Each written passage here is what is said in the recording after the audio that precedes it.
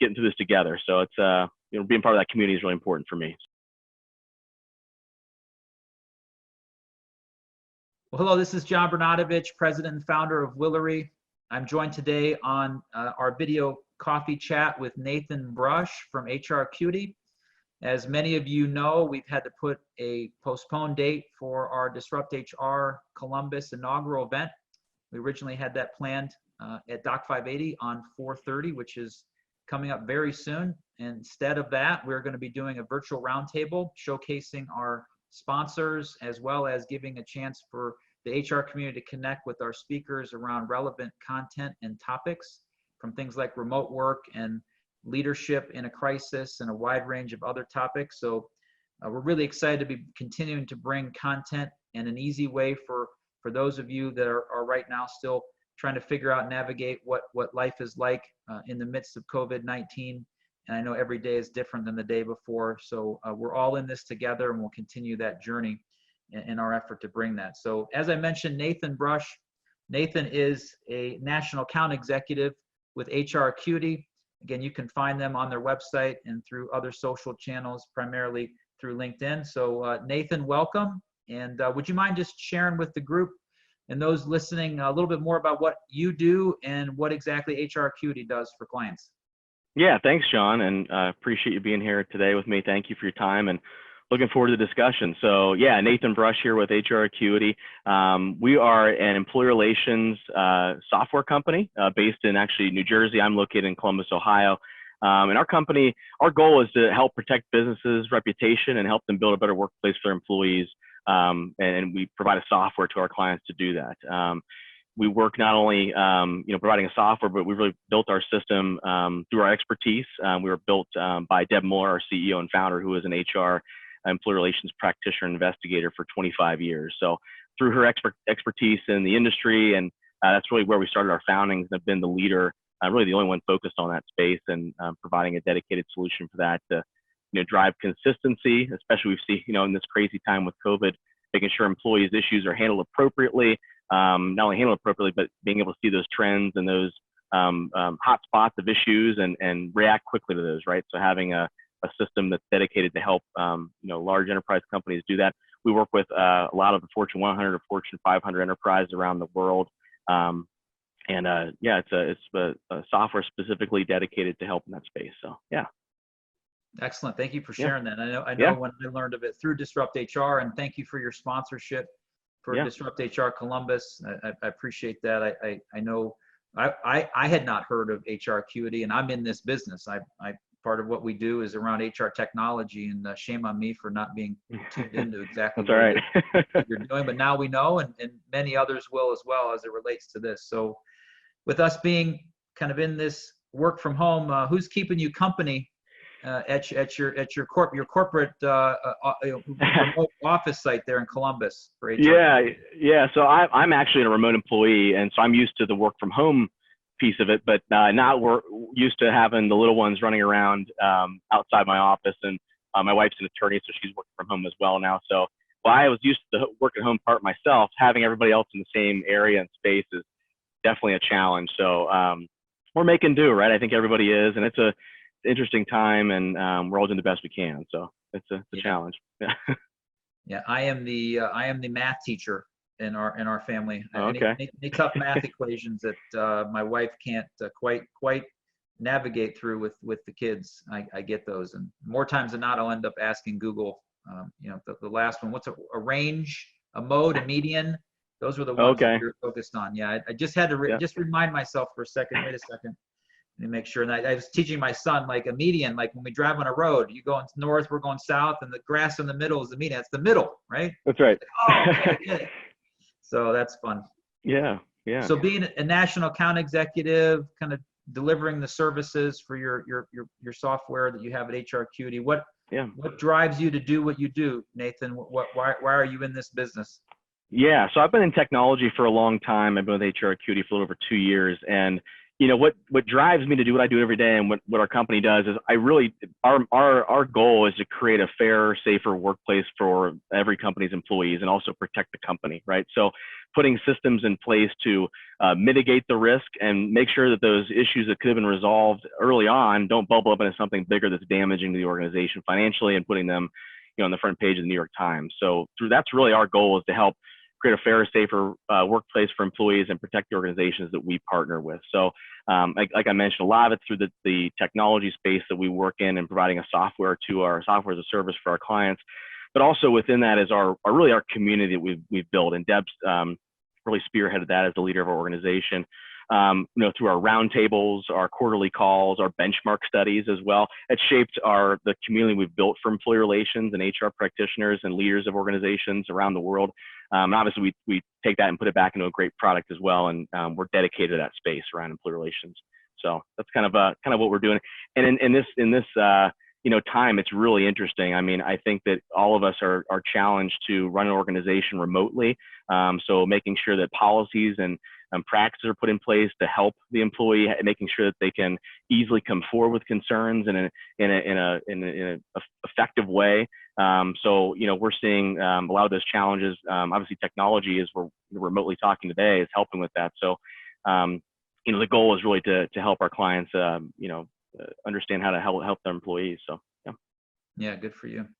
Yeah. And I know you mentioned you've got you typically work from home, but you've got your spouse now who's an attorney working from home, and yep. the kiddos that are providing a very unique and fun, and I'm sure at times it can be slightly frustrating because it's a new normal for everyone and we're adjusting to it.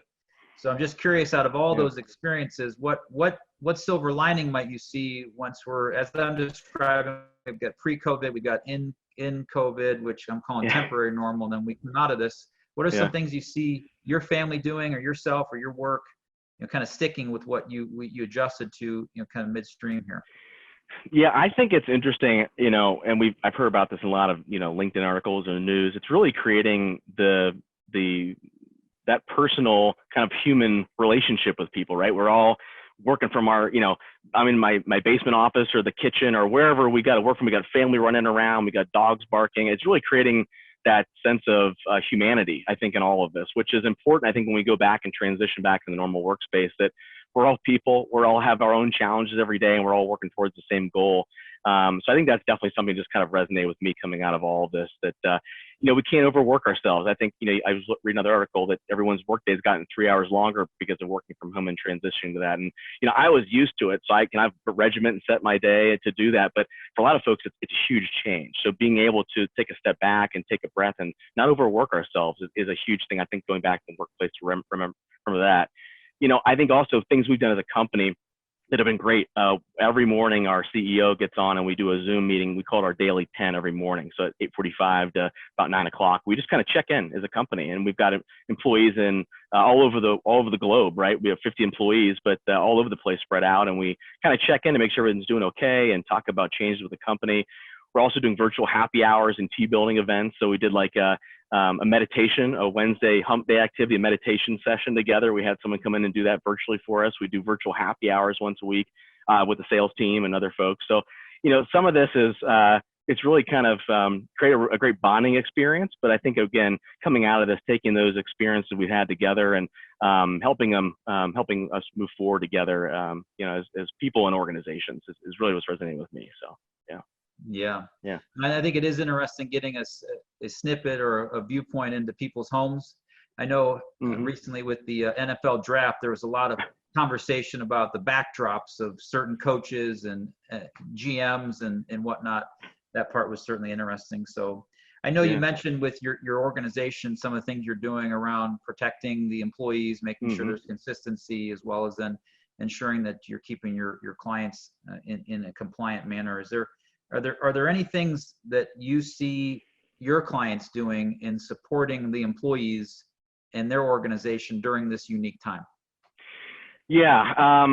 So, something it's everybody's a little bit different, but I see them obviously looking to communicate more effectively remote with the employees. So again, I went back to saying, making sure you have your policies, practices, procedures in place. If you don't, look at how can we do that with technology effectively. And I think a lot of organizations are trying to figure that all out. What we did is we actually took a step back as a company during all this craziness and said, how can we help and how can we really obviously promote our company, but help organizations in a time of need. So we actually offered up our software until July 1st for free for any organization that wants to take advantage of it to track and document things related to COVID. I think about, workplace accommodations and how were issues handled appropriately or inappropriately during this time, right? When we go back and say, well, how was that handled with John Doe? I don't know unless it was documented, right? So I think in the example of how we've helped organizations, we're doing that today with offering our software for free for folks to do that today.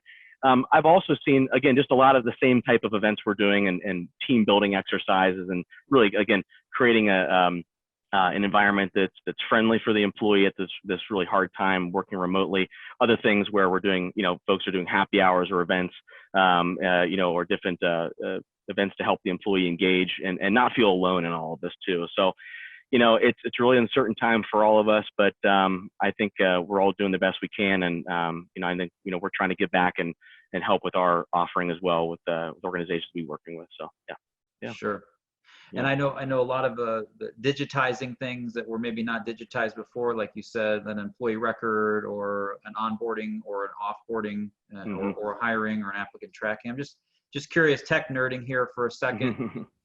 Your application that you have at HR Acuity, how well does it play with the other HCM, the traditional ADP, Ceridian, AltiPro, SAP, Workday, many of those companies, iSolved, partners, supporters of Disrupt? Like how does your tech integrate and complement those systems? I'm just curious for people. Yeah, so the analogy I use, Deb came up with this, so I can't take credit, but we're kind of, you think about going to your doctor, right? You go to your general practitioner for if you got a cold or a physical.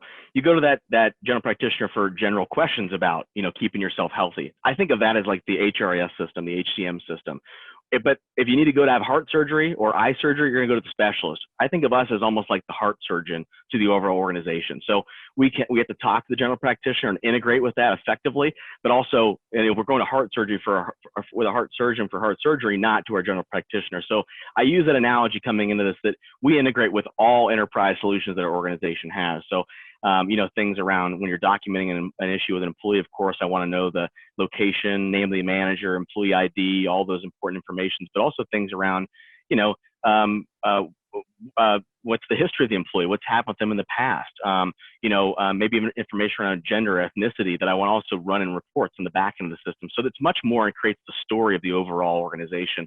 And we do that as kind of that heart surgeon to the overall organization by integrating with things like ethics hotlines, HRIS systems, and other ticket management solutions as well, creating that overall portfolio of how we can help an organization. So we're a piece of it, but a very important piece. So I'm glad I'm not the only CEO that comes up with analogies. My poor employees, I sometimes over whatever the word would be for using too many analogies. So I appreciate that.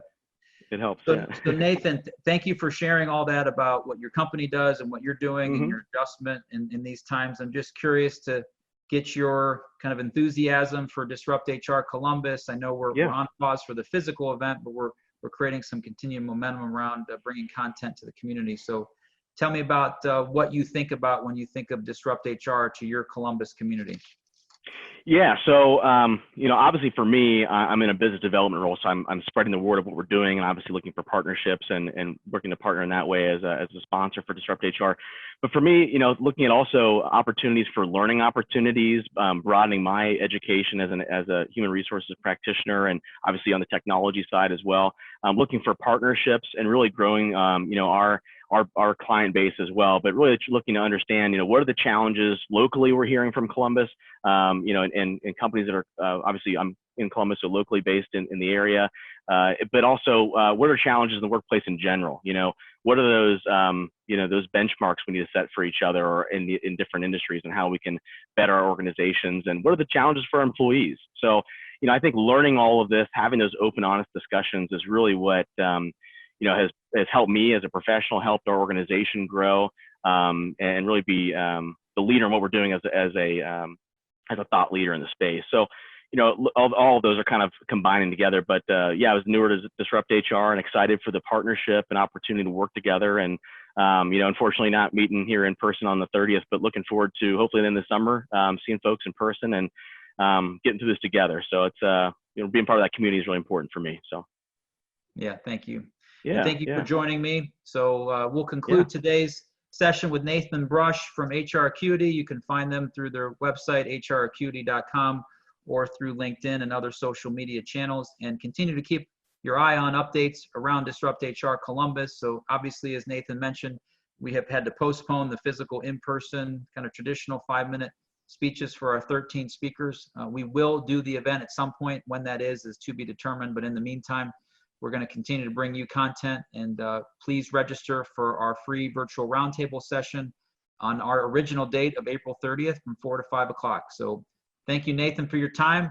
You be safe, continued health and patience, and till next time, we'll see you around. Thanks, John.